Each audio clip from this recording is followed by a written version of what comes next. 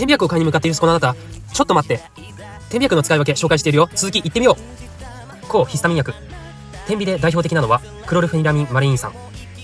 アレルギー症状の原因物質ヒスタミンの作用を抑えて鼻水やくしゃみを止めます。点鼻薬に単独で入っているものは少なく、基本的に血管収縮剤と一緒に入っていることが多いです。なので抗ヒスタミン薬を単独で使用したい場合は飲み薬がおすすめです。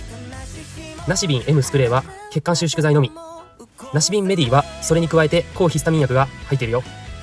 前回の動画でお伝えした鼻詰まりを抑える血管収縮剤が入っているか入っていないかでまずは選ぶと良いです。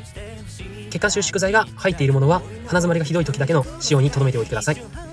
抗ヒスタミン薬は点鼻であっても眠気の副作用が出る可能性があるので、会議予定の方や長距離ドライバー、受験生には眠くなりにくいケミカルメディエーター有利抑制薬を使うといいよ。ぜひ点鼻薬選びの参考にしてみて。